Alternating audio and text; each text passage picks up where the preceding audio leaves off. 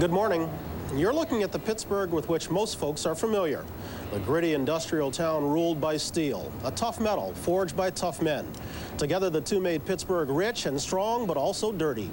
According to folklore, mill dust kept the streetlights lit at noon, and those items of apparel that started a day white never finished that way. But that was Pittsburgh then, and this is Pittsburgh now. A city of high-tech fortunes. A city now with clear skies and a changing workforce, with glass towers on its skyline instead of smokestacks. A city in transition from bad times to good. Good enough to be rated the most livable metropolitan area in these United States. And we'll show you how that's happened today, Monday, May the 18th, 1987. From NBC News, this is Today, live from Pittsburgh, with Bryant Gumbel and Jane Pauley. Good morning and welcome to Pittsburgh, Pennsylvania, where this morning we're at North Shore Riverfront Park on the banks of the Allegheny and around the bend from Pittsburgh's historic point. That's where the Allegheny and Monongahela come together to form the Ohio River, and where George Washington chose to build a mighty fort that was to become Fort Pitt and give rise to the great city of Pittsburgh. And good morning, welcome to Today on this Monday morning. It's become our habit every May, come around Memorial time, we take to the road. Was it 2 years ago we hit the train? 2 years on a train, and last year on a boat. Last year on the boat. This year we're going to make our way around this country to some of the more livable cities in this country, as rated by Rand McNally. Our trip this week is going to take us to Nashville tomorrow, then we're on to Minneapolis, and then following that to Denver. We'll finish out our week in Albuquerque. All of those places are on the list as most livable, but topping the list, the city of Pittsburgh, and we're going to try to find out what that's all about today. Jim? We'll start with something that might surprise you. The world's most powerful computer is here. Pittsburgh is making a successful transition from smokestack industry to high tech. Jamie Lee Curtis is here too. She's making a movie. We'll talk to her a little bit later in the program. And since this is his neighborhood, we will meet America's leading neighbor, Mr. Rogers. Still, the good times of Pittsburgh are set against a backdrop of some steel towns, some suburbs that, quite frankly, aren't doing so well. We're going to take a look at that, too. We're also going to take a look at the Pittsburgh Pirates, a team that's now 100 years old. We'll visit with some of the team's stars, past and present, and we'll check out some music, too, with Pittsburgh's own George Benson. All that's to come and much more. Let's get our morning started at Studio 3B, back in New York at the news desk. John Palmer. Good morning, John. It's now moving up on 7 minutes after 7 o'clock here in New York, and back to Pittsburgh and Bryant. All right, John Palmer, thanks very much. We'll see you in a half hour. Let's take a check of the weather now on this Monday morning. Willard Scott is aboard for this day, and he's with two of the city's best-known figures. Willard. Hey, I'm glad to be here. I've already had 2 breakfasts. Klein sent over seafood, and the University of Pittsburgh, Brian, sent these marvelous balloons, and on the balloon, each balloon, it says, grow a stronger family. Their motto is that strong families help to take care of stress problems and keep all the families together. Probably one of the greatest things in this world that's kept mankind from going completely bananas, strong families. And speaking of strong families, Mayor Richard Caligiuri, good morning, sir. Ah, you got it right, Willard. Thank you so much. I worked on that twice hard. You got to be so proud to have this city and be a part, and of course, you, the mayor, in Butler, Pennsylvania. I was a bunch of people from Butler the other day, serviced our... Great people. Oh, my Yes. gosh. That was yesterday morning. But I understand you had to bail our friend out of jail here, the Pittsburgh Pirate. Well, we root so hard about Parrot. Pittsburgh, and the pride is here and so strong. The Parrot did, I think he went a little overboard. What did he do? The umpires gave him a day off, but we got him out, and he's back rooting for our city, and that's really Pittsburgh. It's what it's all about. Does Polly won a World Series? Well, we're happy, Willard. That's why we were rated the most livable city in the country, and today we just received another award as the All-American City, so we're so very pleased about it, and so pleased to have you here in Pittsburgh. I just want to give you a couple of pirate hat and an apron. Pirate Fantasia. Oh, yes, and, and a key to our city, because we love you here. Well, you've already got my heart, and the rest of me will follow, and I'm going to hit every restaurant in town before I leave, because you've got some of the best ethnic food in the world in Pittsburgh. Good. So thank you, sir. Thank you very much, Your Honor. Thank you, Will. And thank you there. Wow. Want to see our weather forecast? Watch the weatherman do funny things in the air. Cut. There you go. Soggy. Are we on? I don't see the map. I'm dead. Oh, ho, ho. I'm dead. Nobody told me that. It's a soggy day in Chicago. For another 30 bucks. Ah, now I've got the picture. Maybe Pittsburgh could get some heavy rain today. Not while we're here. It never rains when I'm around, but soggy afternoon thunder showers, 1 to 2 inches. Mississippi Valley, the Ohio Valley, that's part of us. The Great Lakes, the Tennessee Valley, the Southeast, including Atlanta, and central Pennsylvania, because we're getting towards the western part, but look out for heavy rain. Heat continues in the mid-Atlantic states. The the western part of Florida and the southern plains in the southwest. A lot of fog this morning. Billings has got heavy fog. The northern Rockies, the northern plains, much cooler up there too. Sacramento, California, how sweet it is, 74. The big heat wave is broken. You know, one of the things I love best about this town is Johnny Appleseed. He left here from Pittsburgh, went out west, and did the work of the Lord. Happy New Year. Let's check the act and see what's happening in your world this morning. Good morning. Partly cloudy over the north and eastern portions of Arizona today. Cooler temperatures. Here are some highs. That's it. That's all for right now. Mayor Caligiuri and Peter Parrott, thank you very much. The greatest Pittsburgh pirate parrot in the whole business. Now back to Jane, who's sitting on her perch.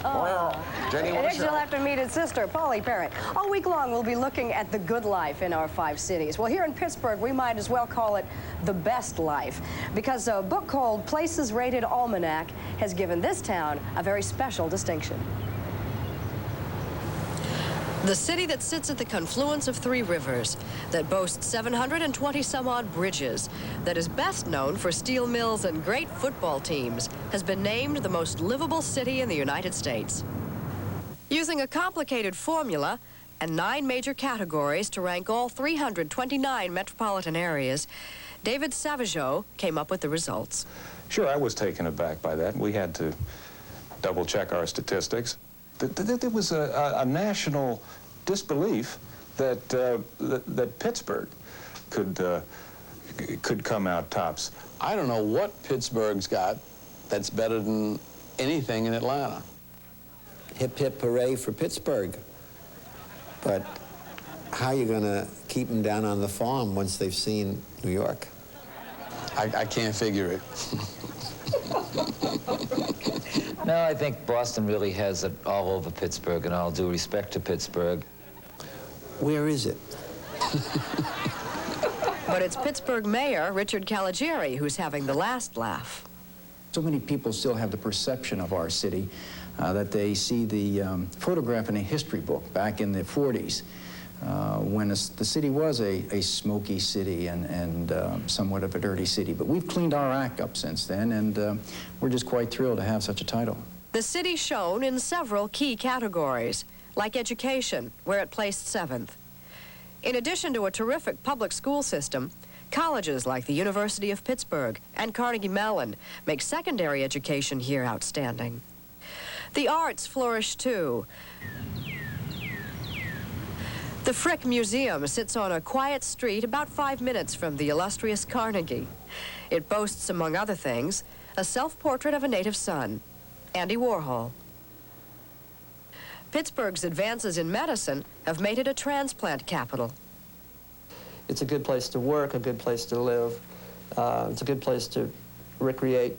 I don't know what else there is in life besides those sort of things that you can ask of a city to do. Pittsburgh does it. Once we get you here, we got you. Another guy who thinks this town is tops is District Judge Baldy Regan, who is known around these parts as the unelected mayor of the North Side. Morning, Judge. Good morning. How are you this there? morning? Well, we thought since we got a couple big shots like you and Brian in town, that we would name a couple streets after you. I'd like to present this to you. Does this come with 4 houses and a hotel? Oh, yeah. Oh, yeah. You get 3 rooms and a bath with that, free of charge. Yeah. Baldy Regan, you got to explain that name for us, right? Well, you know, I'm the son of an immigrant, and they had a lot of children in those days, and we had 8 in our family. And in the summertime, they cut all my hair off so that I wouldn't have to go to the barber's twice in the summer.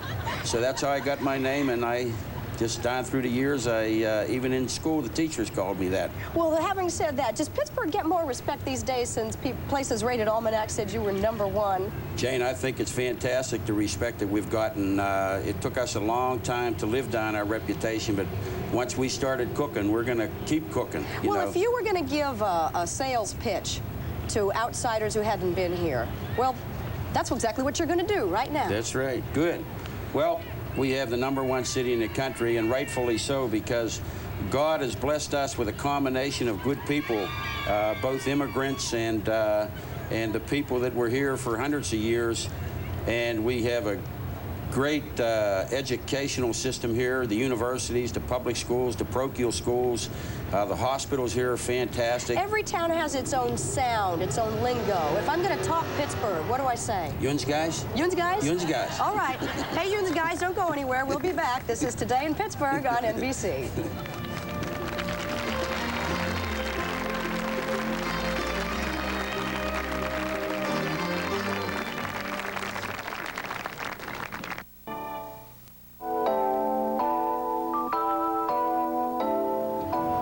We're back now, 17 past the hour. As you've just seen, Pittsburgh outgrew its smoky, dusky image some time ago, but it didn't happen by accident. Punctuate the positive, eliminate the negative, latch on to the affirmative, don't mess. Fact is, there wasn't much positive to accentuate in Pittsburgh when that song hit the charts in 1945. At war's end, the city they called hell with the lid off was smoky, dirty, prone to spectacular flooding, and in big trouble. Something had to be done, and it was an unlikely pair that led the efforts to save the Steel City. On one side, there was David Lawrence, powerful, Irish, Democratic ward politician and mayor. And then there was Republican Richard King Mellon, the richest man in Pennsylvania. Together, they led an unprecedented partnership of business and government in a revolutionary urban transformation. Jack Robin, who heads Pittsburgh's redevelopment authority, was a big part of that revolution. Professor Michael Weber has just completed a biography of David Lawrence called Don't Call Me Boss, which will come out in the fall, and they're going to give us a bit of a primer on that first renaissance. Why did it work? Well, it worked because we had the right leadership in Mr. Lawrence and Mr. Mellon. We had very brilliant technicians. We had a supportive public, and we knew we had to do something very important and very unusual. We had to change our environment. We did change our environment. We changed our air, we changed our rivers, we changed the land uses in our Golden Triangle, our business district, and we went through essentially an environmental revolution. And it worked because everybody made it work. But Mr. Lawrence and Mr. Mellon were not close, were they? They were never very close friends, but they understood what had to be done.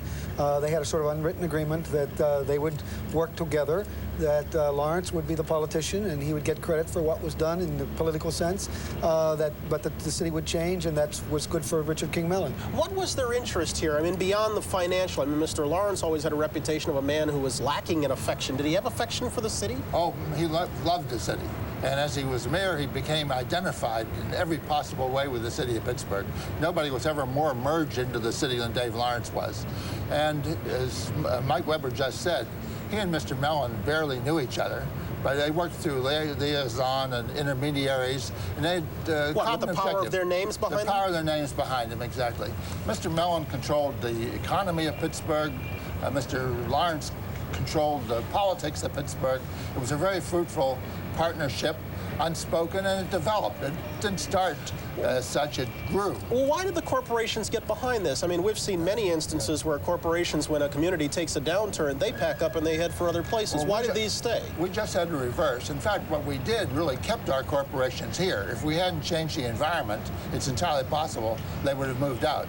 But the Mellon name, of course, is synonymous with Pittsburgh economically. The Mellon Bank, sure. The Mellon Institute, Mellon. And therefore, their interest in the city, and Dick Mellon's particular interest, the same native pride, I think, that people have. And he exercised it. As I say, he had very brilliant lieutenants. He had people who knew urban renewal, urban development, who were ready to advise him on people like you. Well, I was there with Mr. Lawrence. I was on the Lawrence side, not the Mellon side. That's what I meant. How was Mr. Lawrence much different than any other big city politician? I mean, was he that much different than Mayor Daley? Was he that much different than Fiorello LaGuardia? Oh, sure, he was a great deal different. One of the things that Lawrence was able to do and understood very well was that he had to work with the opposition. Lawrence had, as a ward politician, as you suggested, had battled the Mellon interest, and William Larimer Mellon, who was the cousin of Richard King Mellon, for many, many years. But when he became mayor, and he did so reluctantly, he really understood that he had to work with Republicans in order to get things done in this particular city, and he was able to do that. I think he was able to do that because his early past as a Democratic politician. You see, the Democratic Party in Pittsburgh had absolutely no power until the 1930s. Sure. There were, as late as 1929, there were only 5,700 registered Democrats in the entire city of Pittsburgh. And he had to work with Republicans, so he learned how to do that. In a historical sense, what would Pittsburgh be today if they hadn't done this? That's a good question. Pittsburgh today would probably be a very struggling city. It would certainly still be a city, but it would certainly not have survived the downturn of steel that we see going on today. In retrospect, and very quickly, was there something that could have been done that would have meant that it didn't necessitate a second Renaissance? No, I think every Renaissance follows the other. This is evolution, and consequently, you go forward. In fact, we have a great mayor now. Dick Caligiuri is a wonderful mayor, too. But the three of us are jumping there, and we're going to talk about the second Renaissance in our second hour at about 8:15. Gentlemen, thanks very much for the privilege. Much appreciated. Thanks for being with us. We're going to come back in just a moment with much more ahead from Pittsburgh after a break. This is a special edition of Today on NBC.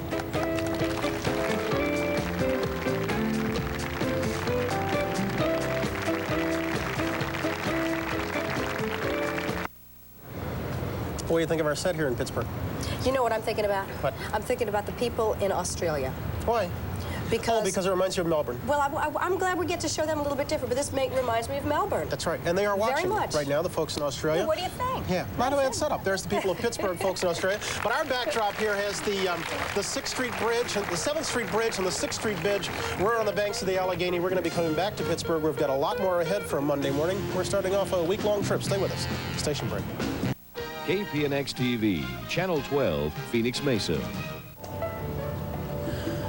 Back now at 7:30 in Pittsburgh, a city set in the hills and valleys of western Pennsylvania. And just about a good tee shot and a 5-iron from where we're sitting, the Allegheny and the Monongahela rivers come together to form the mighty Ohio, rivers that have made this piece of real estate an important place for more than 200 years. Welcome back. I started to say Studio 3B, but we're outside on this day. We're on the banks of the Allegheny, and as we sit here behind us, let us give you a chance to note that we're bounded by, is that the 7th Street Bridge on that side and the 6th Street on this side? I thought I'd flip-flop them. It's just by way of saying that among other surprises Pittsburgh has to offer, did you know this city leads the world in bridges more than any other city in the world? Yes, but I only found out yesterday. No, so that's all right. Somewhere over 700. But we're going to take you on a tour. We're going to show you some of the bridges and some other parts of the city that we've found fascinating during our stay here. Have you ever wondered where Mr. Rogers' neighborhood really was? Well, it's right here. And Mr. Rogers, being his neighborhood, is going to drop by in this half hour. And I don't know if Willard's wished him a birthday yet or not, but the Pittsburgh Pirates are 100 years old this year. We're going to take a look at the pirate fortunes, past, present, and future in this half hour. But first, let's get back to the news desk. Once again, in New York, John Palmer. 34 after the hour. Back to Brian Kimball. All right, John, thanks very much. With the 6th Street Bridge as a backdrop, I found myself a nice quiet spot by the river to spend my commercial break. And we're going to do that, and when we come back, Willard's going to have a check of the weather from a riverboat, and then we'll jump aboard a bus. We'll see Pittsburgh right after this.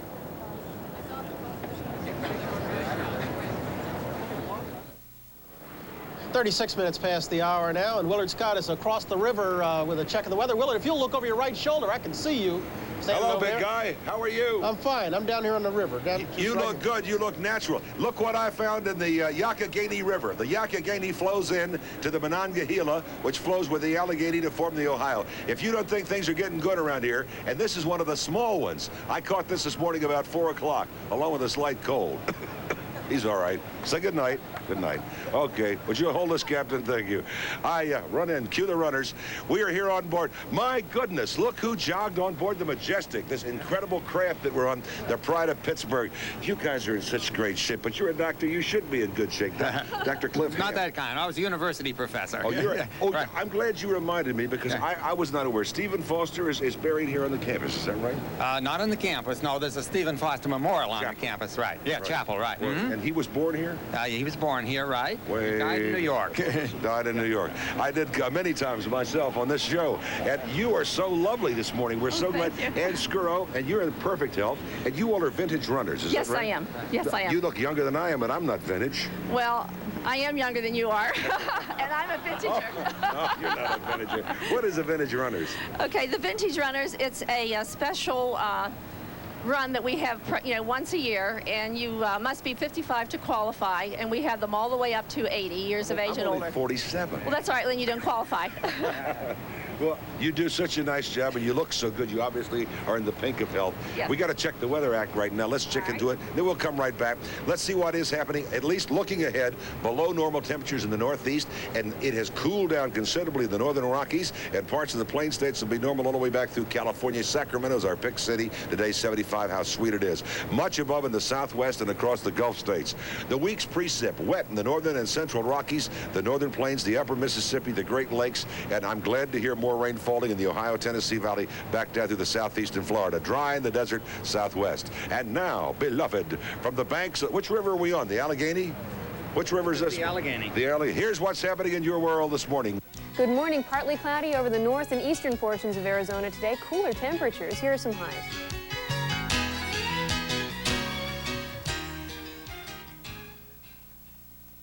Happy birthday this morning to Mr. Leslie Wheeler, and he is from Holcomb, New York. He is crazy about Wheel of Fortune, Pat Sajak, and he is wild about Vanna White. Robert Staley of Carmi, Illinois is 101. Thank you all. I'm going to run. Let's go. Okay. Now, back to Bryant across the river. All right, Willard, thank you. Pittsburgh, you know, was once considered the world's workshop, but as this glimmering skyline behind me can evidence, the image of the city is slowly fading. Still, while the old smokestacks may be disappearing, the city remains very much in touch with its past, something that's clear to anyone who takes a ride aboard the Port Authority's 54C.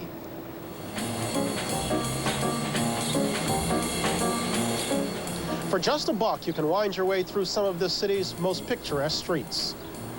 The route starts near the Strip, where Pittsburghers from both high society and no society come to haggle over prices at open-air markets. There's the South Side, along the heart of the city, where the neighborhoods have been home to generations of immigrants for over 100 years. And the 54C goes past the old warehouses and factories where industrialists like Westinghouse and Carnegie forged their fortunes. All told, it's a tangled travel route that captures the many moods of Pittsburgh. And perhaps the best guide for a more complete tour of the city is Frank Toker, who's explored the streets and the folklore for a book he wrote called Pittsburgh, An Urban Portrait. These neighborhoods in Pittsburgh have an amazing vitality. I think that's because there's usually a preponderant ethnic group. There's usually a very special topography. It's the top of a hill, or it's nestled in one of the gullies, somehow separated from the rest of the city. And normally, there are two great monuments that figuratively and literally tower over everything else. They're generally some impressive factory or installation where people work. And there's always the great parish church, almost like these are the two poles around which life revolved, and absolutely it did.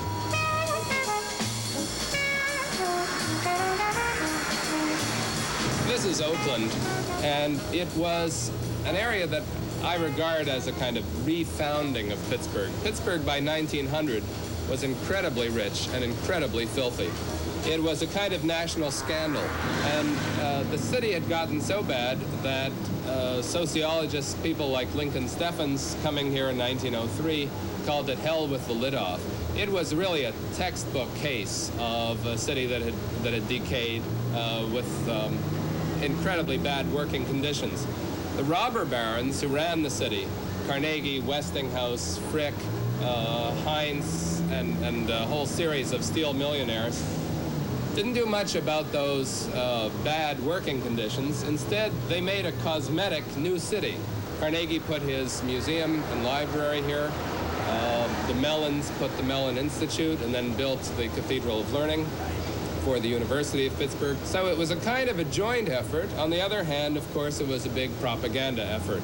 They're all working, in effect, to show each other off, and that worked to the benefit of the city. It's an incredible combination of buildings. It basically looks like a World's Fair that somehow was never torn down.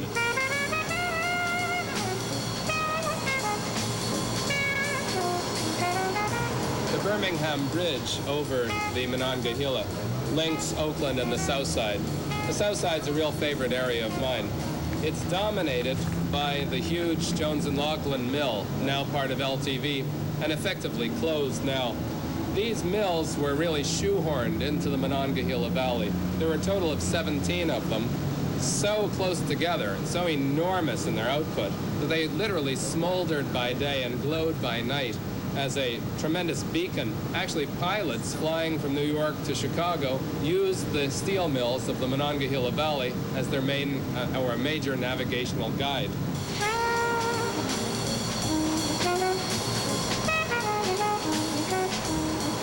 There's such a passionate attachment of Pittsburgh people to their neighborhoods and to the city. There's just a great love of Pittsburgh, a sense that I've just never experienced anywhere of how the city works together. In this area, there's a strong mythology, too. Down at the base of the river are the mills. The middle ground is occupied by the workers, often with fantastic steps leading up to their houses. And finally, at the top, the whole thing gets a sort of mythic completion, because the brow or the crown of many of these hills is held by cemeteries. And it's almost as though the workers who have given their lives to the mills and the communities here at last have an eternal rest like kings looking over the whole of the Great Valley. Speaking of neighborhoods, we are truly in Mr. Rogers' neighborhood, so Jane's going to be speaking with him in just a moment. 44 past the hour. We'll be back to Pittsburgh right after these messages.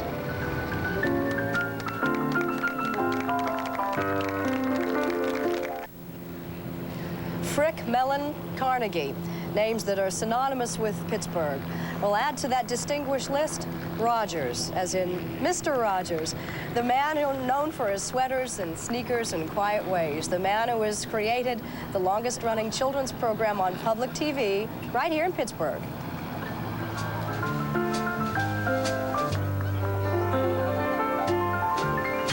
It's a beautiful day in this neighborhood, a beautiful day for a neighbor. Would you be mine?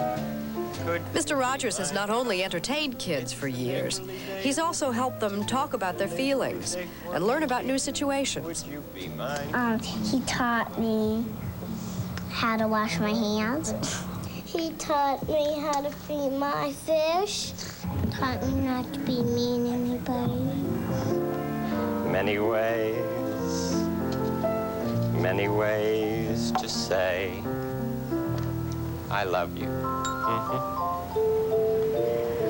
Fred Rogers joins us this morning, and welcome to Today. Thank you. Good morning, Jane. Is it all right if I call you Jane?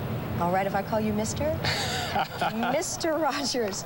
You know, I was thinking this morning that you represent the very demarcation between one generation and another. My generation's anthem began M-I-C-K-E-Y, and now, no, it's a beautiful day in the neighborhood. Last week we were at Bowling Green State University in Ohio, and as I got up to say a few words at the commencement, all of the commencement class got up and sang, "It's a Beautiful Day," and there were 2,000 people singing that song. I was so touched. You know, they were certainly viewers as children, but what you were telling me just a moment ago is they might still be watching? Oh, yes. There are a lot of neighborhood viewers who are beyond the age of your twins who watch. Many grandparents even watch, Jane. Actually, you didn't need to tell me that. I knew that. Knowing that Mr. Rogers' neighborhood is, in fact, in Pittsburgh certainly explains the trolleys. How did you come here? I was at NBC in New York right after college, working for such programs as The Voice of Firestone and the NBC Opera Theater and the Kate Smith Hour. And I heard that public television was going to begin in Pittsburgh. As a matter of fact, here was where the first community-sponsored television program began, the station WQED. And so I applied, and I was one of the first 6 people to begin this station. And nobody wanted to do a children's program. So one of the secretaries and I, her name was Josie Carey, started what's called the Children's Corner. And one of your producers, Cindy, told me that she was an old tame tiger. Cindy Samuels, yes. So we may have to have a reunion someday. You know, it occurs to me that you remind us of how much broadcasting began here, that you could call Pittsburgh the cradle of broadcasting. And sitting next to Fred Rogers, it's ever true. It's a pleasure to meet you. The first time I've ever been able to tell my kids I was interviewing somebody they cared about. Oh, really? They say. Thanks again. We'll be back after station break.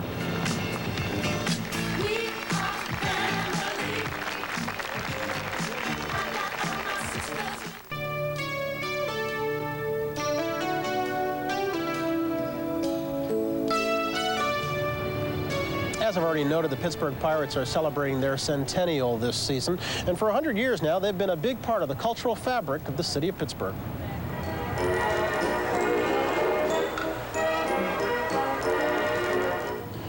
The Pirates have a rich and storied past, a past that includes the legendary Honus Wagner, considered the best shortstop of all time, and a past that includes the home run prowess of Ralph Kiner. There it goes, clear right over the scoreboard. Pittsburgh's championship moments bear some memorable signatures. Bill Mazeroski's 9th inning home run won the '60 World Series. Roberto Clemente's all-around dominance of the '71 Series. And Willie Stargell's We Are Family leadership that carried the Pirates to their last championship. That was back in 1979. We are family. I got all my sisters with me. Still, all families know hard times, and since '79, Pirate fortunes have taken a turn for the worse. Attendance, never good, suffered even worse when Mills closed down. The team's image suffered when a major baseball drug scandal broke and focused attention on Pittsburgh. And things on the field weren't much better. A series of losing seasons brought expected results and put the club in an economic bind. The Pirates were put up for sale, and there was even talk they'd leave Pittsburgh. We only drew, I think, 600,000, 700,000 people. We had the drug scandal happened here in Pittsburgh. We had a lot of guys wanted to be traded, didn't want to play for the Pirates. Just a lot of things happened in '85 that were very, very negative, and that was the toughest year.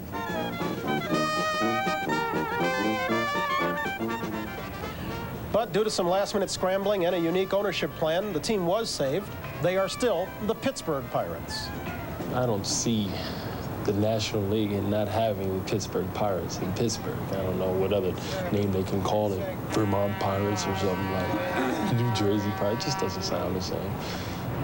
3M representing the Pirates' past, present, and future fortunes are with us. Former Pirate star Wilver Stargell, Malcolm Pry, the president of the club, and current first baseman Sid Bream. Gentlemen, good morning to all. Good morning. Congratulations to you, too. First of all, you're coming off a victory against Willie's Atlanta Braves, but we'll talk about that in a minute. How close did this team ever come to really leaving Pittsburgh? Very close, Bryant. It was very close to not being able to be put together. The ownership that we were able to put together was sort of after all other options had been foreclosed, and it was a very, very close proposition. Part of the problem, obviously, is because the turnstiles don't click enough. Even in the good times, you guys had trouble drawing. Why? Isn't Pittsburgh a good baseball city? Well, I've always felt that the move from Oakland to the north side had an awful lot to do with it. It had that unique atmosphere in Oakland where everybody was together. It was very easy to get to, and it created a tradition that I think people was unable to handle once they moved over here. They didn't like the new change. But we've always felt good about playing here. I saw R.J. Reynolds had a comment the other day, and he said some days you walk out on the field, you wonder if they open the gates. Are you conscious of it when you walk out there? I mean, do you check out the stands? Well, it's very much a part of it. Basically, after you come back from a road trip where you have 25, 30,000 in the stands, and then you come back and you see maybe 2,500, 5,000 in the stands. I mean, that is when it hurts the most, I would think. And how big a crunch does it become? I ask this really of the two of you. I mean, how strong is the commitment to staying in Pittsburgh, or is it a matter of, hey, if we can get it going, if we can start to turn a profit, if we can stop losing money, then we'll be here, or is it an open-ended question? No, I think it's clearly we have to put this franchise in a self-sustaining basis.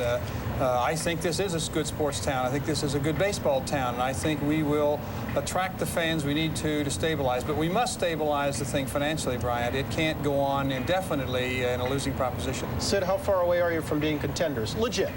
Well, I tell you right now, I definitely believe we have the offense, the regulars, in order to support a winning ball club. I think our pitching staff, maybe one or two starters in our pitching staff, would definitely make us the contenders in the National League. Wilver, and is it possible for you to look at the Pirates objectively? I know you wear a Braves uniform day in and day out, but do you still check Pittsburgh's box score with regularity, or do you care? Without question, and I was telling Sid and Malcolm, the one thing that I really enjoy hearing is the respectability that they have around the league from other ball clubs and the players. They are legitimate contenders. As Sid said, they're just a few people away. Do you ever see yourself? Would you like to? Here, I'm volunteering you for a job with the president sitting right here. I mean, I know these people would like to see you come back in some capacity, but Would you like to come back and work for the Pirates someday? If I had a choice, this would be my first choice, no question about it. But I'm committed to management now, and I want to grow in that area. So, as I was growing up as a player, I wanted the opportunity. It didn't matter what uniform. Yeah. But if I had a choice, certainly would be here. See, I just volunteered you. Look for the resume in the mail now. I've already got the resume worked out. Thanks a bunch. Sid, thanks. Good luck. We're going to come back in just a moment. There's more ahead from Pittsburgh after this.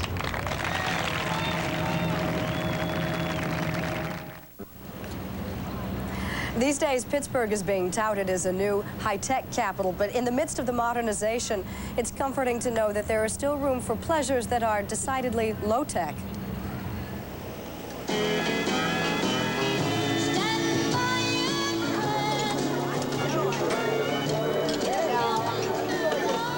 I want to dedicate 2 songs to Gary from Jackie. Dedicated to Gary. Uh-oh. Your cheating heart. In a worn-in tenement tucked away in Pittsburgh's north side, Helen Retzel is carrying on a tradition her father started in 1929. It's called telephone music, a call-in jukebox service that pipes tunes to local taverns over the phone, a system that would make Rube Goldberg proud. A little bit of chewing gum and some wires, but it works. I think people are sort of against everything is computerized. You know, this is a recording, or hang on and we'll put you on hold or whatever. And so it's talking to a real live human being. We say this is a jukebox with a heart. We like that, jukebox with a heart. There's still much more to come. Jamie Lee Curtis, George Benson, after station break. Drop everything and read. Saturday at 4 on Channel 12.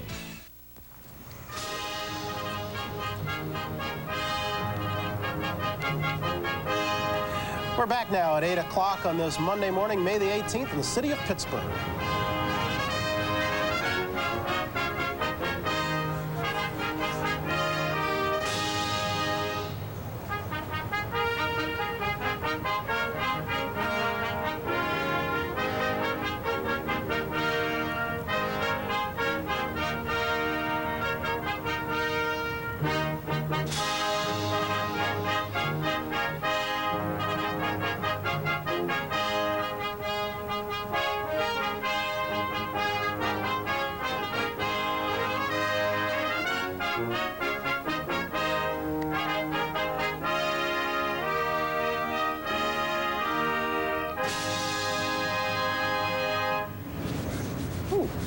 Rather stirring opening. What? Gives you kind of goosebumps. Courtesy of the River City Brass Band. Willard will be getting closer to them a little bit later. Welcome back to Pittsburgh here on this Monday morning. I'm Bryant Gumbel here with Jane Pauley. We're starting our week-long tour of some of this country's more livable cities. Pittsburgh is topping the list, and if you ask Pittsburghers, they'll tell you that one of the secrets is the individual's commitment to their community. We're going to be talking with a gentleman who has that kind of corporate commitment in this half hour. An unusual concept of radio DJs getting involved. Jane? You were talking about Pittsburgh's Renaissance in our earlier hour. We're talking in this half hour about the second Renaissance, the transition from brawn to brains.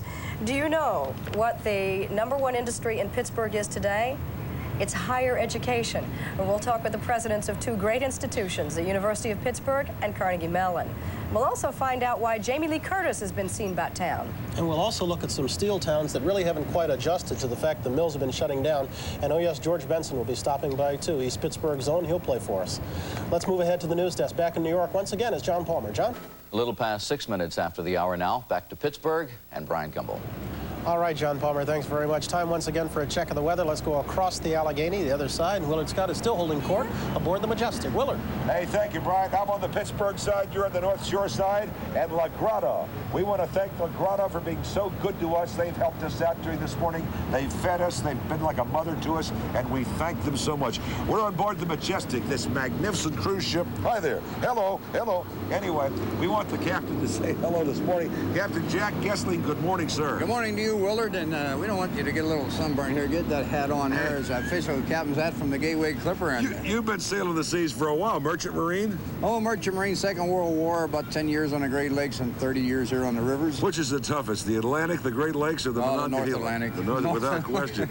But you take tours up and down the river now, and isn't that right? This ship holds quite a few people, doesn't it? She's 1,000 passenger, and she'll be operating here in the Pittsburgh area. We have all sorts of trips, dinner trips, dance trips, charters, parties, you name it, we can do it. Well, you have been most gracious to us. We've had more fun. This is my favorite spot on the top side. Being an old Navy man, I managed to get up the ladder top side. Thank you so much, Captain.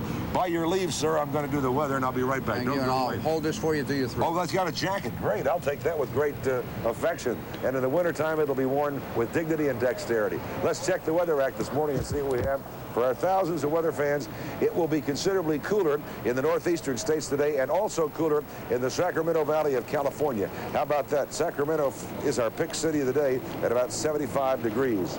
Also look out for heavy fog this morning in the northern Rockies, the northern plains. There it'll be cooler, 30 to 40 degrees cooler than it has been. The big weather story, though, is soggy and heavy rain expected in the mid-Atlantic states, even where we are in Pittsburgh. The sun is out this morning. It's beautiful, but by later today, we're calling for heavy thunder showers and a good chance of some strong gusty winds. Also the Mississippi, the Ohio, and the Tennessee Valley, and the Great Lakes in the southeastern states. Here's what's happening in your world this morning. Good morning. Partly cloudy over the north and eastern portions of Arizona today. Cooler temperatures. Here are some highs.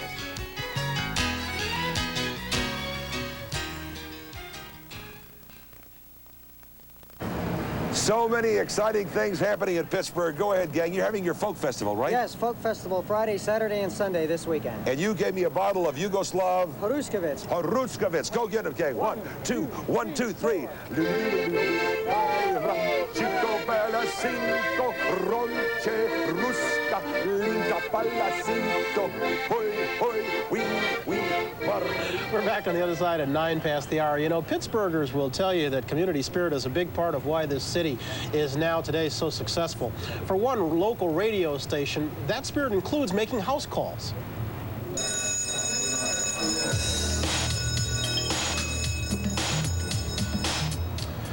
Chuck Woodson and the staff of WAMO figure they have a mission. As one of Pittsburgh's top radio stations, the people of WAMO use their power to fight drug abuse in schools around the city. I've heard people refer to people of your age as the lost generation. I refuse to lose you. We at WAMO refuse to lose you. There's someone that cares. Don't ever think that there's no one that cares when you have a problem. There's somebody you can talk to. And if you exhaust all resources, 471-2181, WAMO Radio, ask for me. Still, it's not all serious. DJ Tyrone Miller brings a party when he comes to the cafeteria. Wilkinsburg Senior High School, how you doing? All of the seniors, how are you? I think it's good because most of the people listen to the radio. You know, a lot of people listen to the station, and that should help get more information to everyone. They don't quite look at you like they look at their parents. Because you're playing their music, they kind of trust you, and you feel good about that. If you can get these kids to trust you, usually you can get them to listen to you. Roger Fairfax is Vice President, General Manager of WAMO, which also sponsors an Explorers Troop and has adopted an elementary school. And what else are you involved in? We do a whole lot of things, Brian. The type just screen is kind of a weekly event for us, and it's important. It's important to us because we all have kids. Folks at WAMO and the Sheridan Broadcasting Network have about 50 kids between us all, and they have to go into a you saw, and we want to make sure that that world is better than the one we have now. Is it essential as a business proposition from your point of view? I think so. It makes all the business sense in the world. We're talking about an advertising business that's dependent on consumers. Kids who have problems become adults who have problems, and lower income, and there you have it. This economy is so interdependent that we have to make this kind of investment. How do you avoid then being judgmental about other corporations, other outfits that don't get involved as actively as we don't avoid. We make sure that wherever we get a chance, just like on shows like this, that we recommend highly that folks get involved. So how do you pick your causes? Pardon? How do you pick your causes? Sometimes people will call us up. We'll get the kind of mail that warrants our attention. In this particular instance, drug abuse, we're involved with other community organizations that are heavily involved because it's a big problem. I understand where DJs are involved also, that you have a strict code of conduct that, that they must apply to? That's right. What does that entail? They're role models. We ask them not to smoke. We ask them to curtail their drinking out in public and that type of thing. We ask them to go out to the schools and make the kind of impression on the kids, get out from behind the microphone and tell them how they got where they are. so that they can have successful role models. You ever interview a guy and a guy say, hey, no thanks, I mean, I don't need all that? Oh, yeah. It has happened? Oh, yeah. I mean, let me play devil's advocate with you. I mean, where do you get off telling a guy he can't smoke? Well, he's working for me, so when we sign a paycheck... So as long as you're paying his paycheck. That's right. You're a guy who was raised in D.C., you went to school at Harvard. Why Pittsburgh? I mean, how does a Roger Fairfax have I had been in Pittsburgh for a couple of years, quite by accident, in the early 70s. And when I went back to Harvard and finished up there, I could have gone anywhere I wanted to.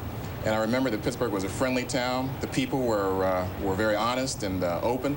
And I said, you know, it's a decent town. It was a good town, and let's go back there. Are you prepared to say this is home for life? Home for life.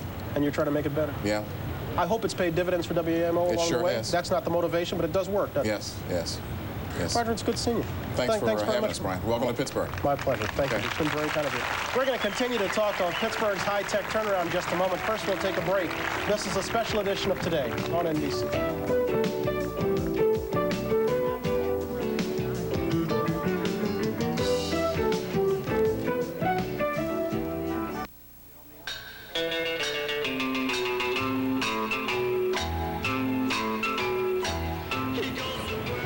On After 8, Pittsburgh's second renaissance.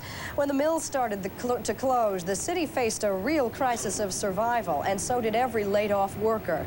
Here is one steel worker's story. My name is Larry Prisbilla. I'm 33 years old.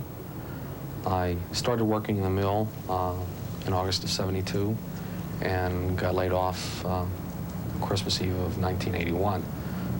Went into work that night and up on the board, when they posted our schedule, it just said no further work available.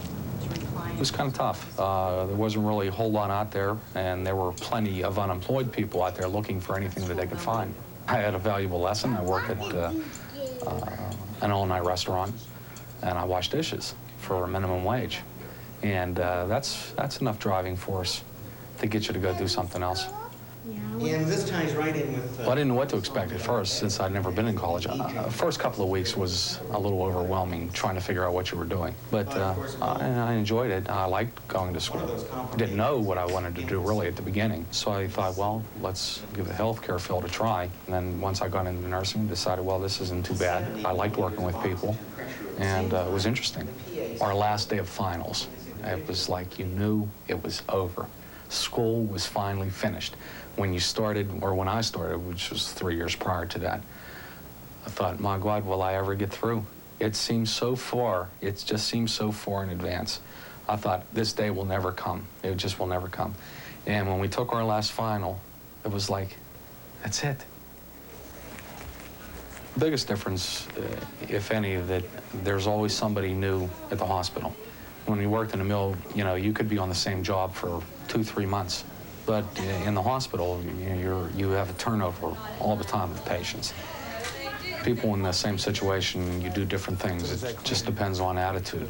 I think that everybody should give themselves that opportunity to be able to expand. You really do have it in you if you want to. And that's something important that I learned. I didn't know that I could do this. It's what you have to look forward to that makes you go on. It's hard. It's not easy. But you can do it. You really can do it. In a way, Larry Prisbilla's story of moving from steel to medicine is Pittsburgh's story as well. Two men who helped bring high-tech to Pittsburgh are the presidents of Pittsburgh's two largest universities, Wesley Pasvar of the University of Pittsburgh, just turned 200, by the way, and Dr. Richard Sire of Carnegie Mellon, and good morning, both of you. Morning. Good morning. Dr. Pasvar, people are going to believe this, and I've already said it, that the largest industry today in Pittsburgh is higher education. Would you put that in some kind of context for me? Well, higher education means not only training the thousands of professionals, managers, teachers, lawyers, but it also means bringing research and development, job-creating situations here. My institution will produce probably $500 million of sponsored research in the next 5 years. Carnegie Mellon will do something like that. We have new institutes, centers. The cooperation between these two universities and applied research is phenomenal. We have brought together here a cancer institute, a supercomputer center, new kinds of laboratories. High technology is the wave of the future, and the research university and all the remaining components of higher education, and the 10 or so other institutions are part of that tremendous asset. Dr. Sire, to amplify another surprising fact, the world's most powerful computer is here in Pittsburgh. How did you get it here, and what does that hold for the future? Well, one of the things that you should know is that Carnegie Mellon's computer science department is probably the outstanding department in the country, and we have attracted a tremendous number of computers. We have the Software Engineering Institute, which has come here. It's part of the Defense Department's aim to try to get the best software available and to try to increase productivity for software programmers. So all of this is part of the context. I think that we're probably the leading city in the world in terms of computers. What's wrong with this picture? 40,000 laid-off steelworkers. Where do they fit in? Well, I think that the problem of the mill town is a generic problem. We're studying this around the world compared to other advanced industrial societies. We're all undergoing transformations. Our transformation in Pittsburgh entails high technology and retraining, as the nurse that we just heard about.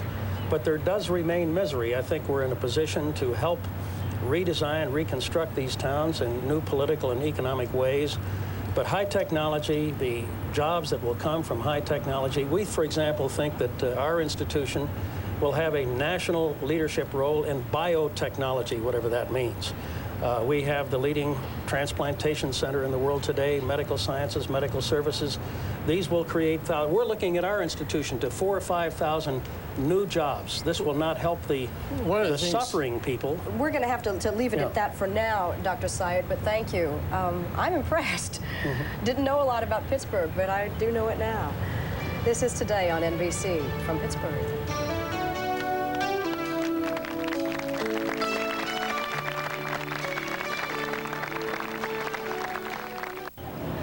There are a few cities around this country that are instantly identifiable by the manner in which people get around. New Orleans has its riverboats, San Francisco has its cable cars, and here in Pittsburgh, there are the inclines. Around the tail end of the 19th century, the inclines were state-of-the-art rapid transit, a dependable cable railway system that could negotiate Pittsburgh's steep terrains. At one time, there were 30 inclines around this city. Today, just 2 have survived, the Monongahela and the Duquesne, which will be 110 years old this coming Wednesday. We've still got a lot more to come from Pittsburgh. Stopping by will be Jamie Lee Curtis and also Mike Farrell. They're shooting a movie here in Pittsburgh. They'll be telling us about that. And one of Pittsburgh's own, George Benson, will be coming by to sing us some songs. We're on the banks of the Allegheny. We're seeing some strange sights in Pittsburgh. We'll come back in just a moment. 25 past the hour. Station time. The Image Game, a Channel 12 News Extra, tonight at 10. On this Monday morning, we're back in Pittsburgh at 8:30.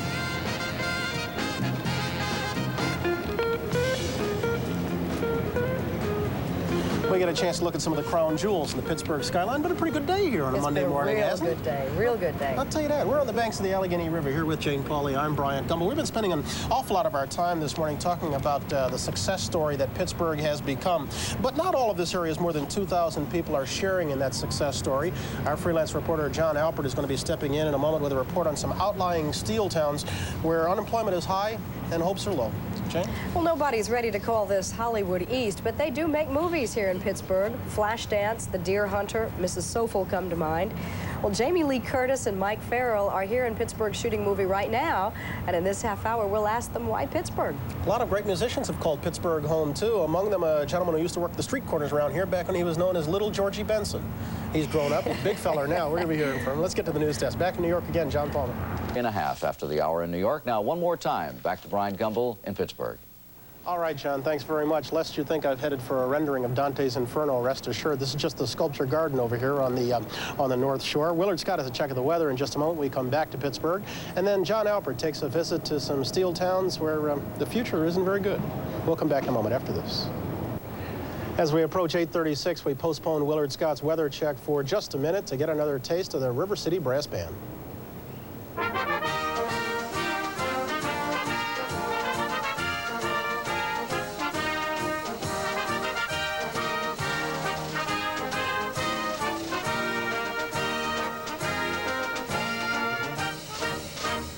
76 trombones make a heck of a noise. Bob Burnett, how sweet it is. The country's only professional brass band. Ladies and gentlemen, I applaud you. Thank you. Okay, thank you. That's it. Cut. We can go home now. All right. You got a concert coming up too, right? Actually, it's a River City picnic this Sunday out at Heartwood Acres. You got the big folk festival here. That's right. The beautiful people from Yugoslavia gave me some schnitzel. I ate some of that. Very good. But I haven't had any shoe fly pie and apple pan downy. That's Lancaster County. You know, I'm part of the state. I'll see you in about an hour. I'm That's gonna go right. back. Okay. Well, good luck with the concert, and you're gonna play us off in a few minutes, right? That's right. Yep. You all are dynamite. The suits are due back at 12 o'clock, so we have to hurry up. Okay, fine. You're going to join us, aren't you? I'm going to join you. Let's check the act this morning and see what we have. Much cooler in the northeastern states today, and where they had a record-breaking heat wave in Minneapolis, temperatures are only going to be in the 70s today, but up to 92 yesterday and over the weekend. How about that? Also, look out for some flash flooding, a good possibility today with some strong thunder showers, even right here in beautiful Pittsburgh, the central and western part of Pennsylvania, the Ohio Valley, the Tennessee Valley, and a little bit of the same thing around parts of the lower Great Lakes. Speaking of the UP of Michigan, it was cool this morning, 38 degrees up in Marquette. So just the western states are still good, but I mean, I say still good. They've always been fantastic, but they're much milder than they have been. Temperatures have dropped considerably in the west, especially the northern and central Rockies. Sacramento's our pick city at 73, and here's what's happening in your world this morning. Good morning. Partly cloudy over the north and eastern portions of Arizona today. Cooler temperatures. Here are some highs.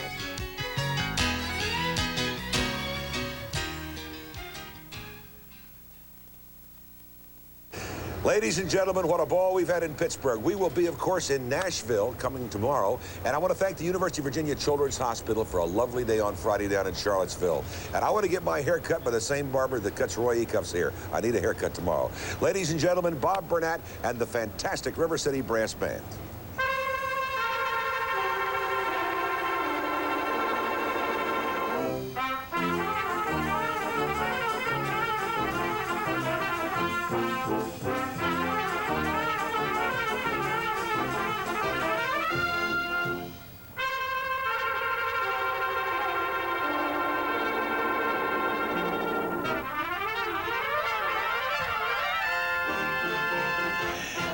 As we have noted several times this morning, Pittsburgh has fought its way back from the brink of economic disaster twice in this century. But today, contributing correspondent John Alpert has visited some of the other towns in and around Pittsburgh, and he says not all of them can make the same boast. Good morning, John. Good morning. Yeah, basically, the steel towns along the river here and the thousands of people who worked in them have been swept under the carpet during the Renaissance. And Gary Patton is a man who worked as a carpenter in the steel mills for 15 years, but then they closed the factory and he lost his job.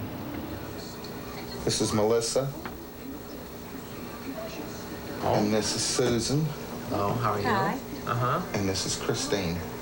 Hi. And when did you get laid off from your job? August 16th, 1984.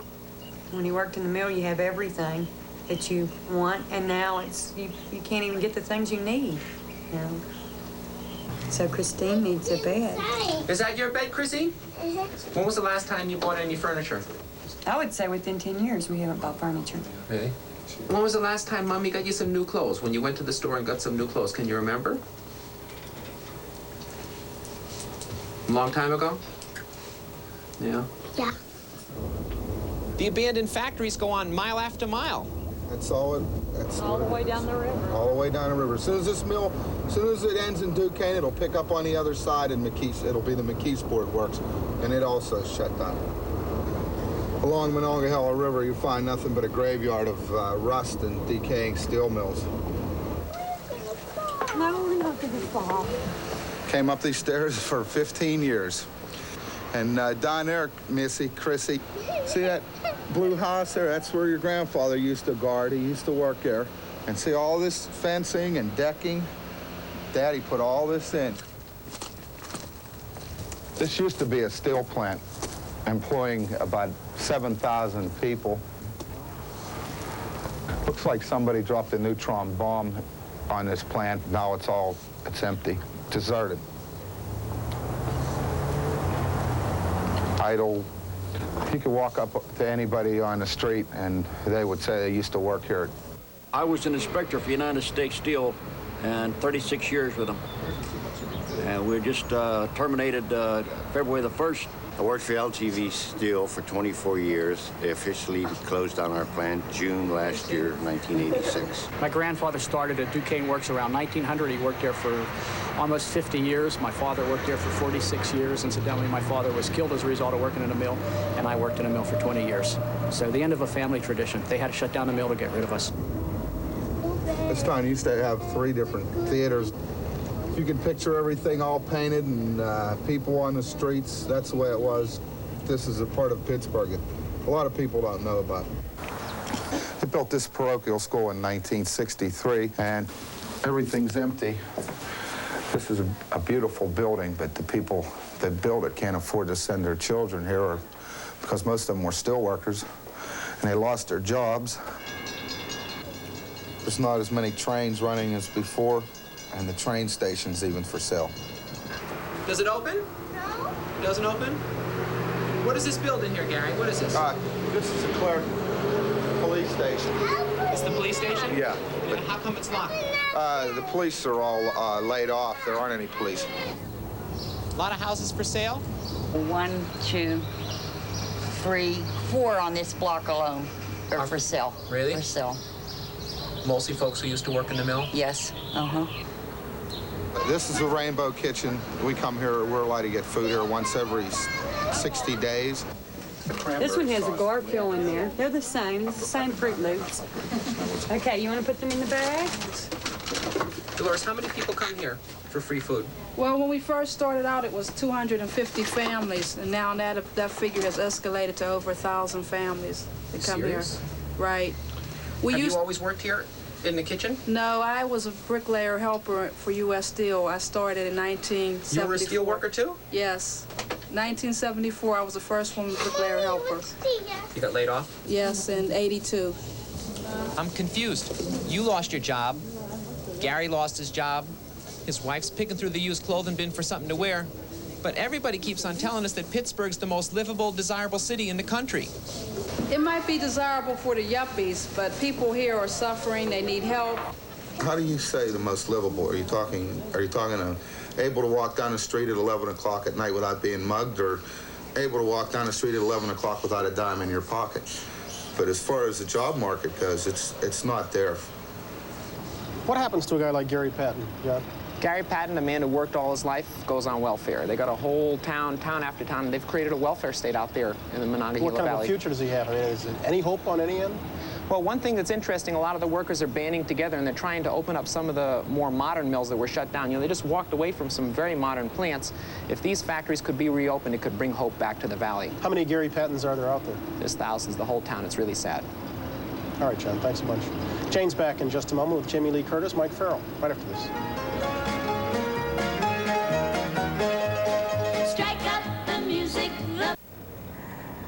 Well, it doesn't yet have the glitz and glamour of Hollywood, and no, you won't see an enormous Pittsburgh sign in the hills surrounding the city, but this place is becoming a mecca for filmmakers. This is going to be extremely painful, Mr.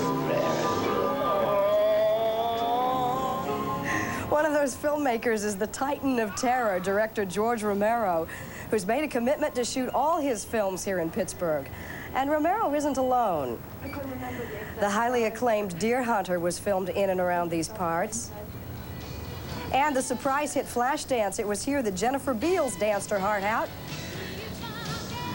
And the list goes on and on. It could be an exaggeration to call Pittsburgh the Hollywood of the East, but as long as there are lights and cameras, this town will be ready for action.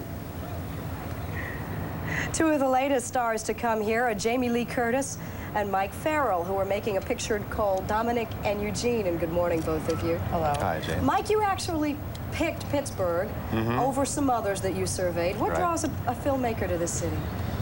Well, for us, Pittsburgh is the perfect representation of the new and the old. We were looking for that combination because our story deals with two brothers, one of whom represents each aspect of life. And the old neighborhoods in the South Side were perfect for us for where the area where these kids grew up, and the new technology that you see represents the possibilities for one of them to get out of that life and go on to become a medical practitioner. Jamie Lee, I just got to ask him, please be candid with me. Your friends in showbiz, how did they react when you say I'm spending 10 weeks in Pittsburgh? Not well. Not well. And it's a shame, actually, because you get sort of a predetermined idea of what a place is. I think we all have that image of smokestacks and gray skies, and it's so unlike that here. You have a new opinion of Pittsburgh? Well, I really had no opinion before because I'd never been here, but I drove through this, the Fort Pitt Tunnel Bridge as you come into the city, and it was at night, and you're in sort of a mountain, and you're coming through this tunnel, and all of a sudden you get shot out of this tunnel, and all of a sudden Three River Stadium was lit up, and the whole downtown and the rivers had all joined at this triangle, and it was all bright and lights, and it was almost like Apocalypse Now. It was all very strange and wonderful, and I thought, how great. You know that scene where Martin Sheen comes up and everything's going on? Yeah, it reminded me of that. Yeah. No, it was very alive, and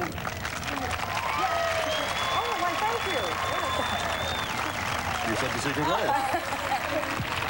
She'll do anything for applause. Mike Farrell, what's your movie about, Dominic and Eugene? What's the story? Well, it's a story about two brothers, orphaned, who are raised by the community in a small, poor community in Pittsburgh. One of them is brain damaged as a result of an injury in his youth. The story is set when they're in their mid-20s, and what we find is that Dominic, who's the brain damaged one, has been working on a garbage truck and putting his normal brother, Eugene, through medical school, who's almost about to be a doctor, wherein he meets Jennifer, who is another incumbent doctor. And some of the stresses that set in are, can one go off into a new life and take his, this brother that represents trouble, represents twins. a lot of things with him. The story sort of came over the transom. Sort of, yeah. When I was doing MASH a few years ago, I got a letter from a kid who said he had written a story and nobody would read it. And he had read that I was an ex-Marine and he was an ex-Marine, and would I at least read his story? And I wrote him back and said, sure, if you don't mind my taking some time. I get an awful lot of stuff to read. And it took some months, and I read that and criticized it and sent it back to him, said I didn't think it was going to work. And a while later, he wrote me again and said, you were the only one kind enough to read my story. Here's another one. And it was Dominic and Eugene. And I'll bet you're going to get some more over the transom after that story. I'm going to get Pittsburgh sweatshirts. He's going to get scripts in. Jamie Lee, you're a new mommy. Yes, I have a little 5-month-old daughter. And her name is? Annie. And she's here in Pittsburgh? My husband is here. My daughter's here. They're back at, we rented a house in Shadyside. How is it? Being a family. It's wonderful. It's actually, I didn't know how it would be traveling. And I specifically wanted a neighborhood, to rent a house in rather than staying maybe at a hotel or with the rest of the crew at the hotel. And we're staying in this lovely neighborhood, and we have, it really is. We take walks. Shadyside. It's Shadyside. There are trees. Isn't we take walks every day, and it's really quite lovely. Well, thank you both. It's a pleasure. Do you say good luck making the picture or whatever? Can't miss. We say go to work. Go to work. Go to work. Go to work. Not you. We've got more program to show you. We'll be back after a station break.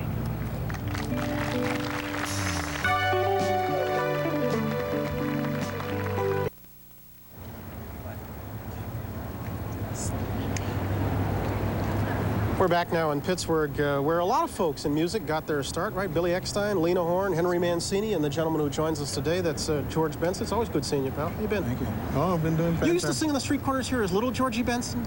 Everybody knows me here as Little Georgie Benson. How little were you? I mean, 4, 7, 8? I started when I was about 4 or 5. Really? And I was on street corners when I was 7 with my ukulele, making money.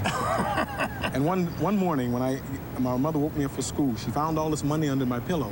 She said, where did you get this? Because I had as much money under my pillow that I made in one night. Really? That she used to make in 2 weeks working at a hospital. What, you just put the hat out in front there as a street musician? My cousin used to pass the hat. How good were you back then? I don't know. I was hanging in there. Mom still lives here, right? Yes, and I love her so much. Yeah, so you come back here with regularity. Yes. What are you going to play for us today?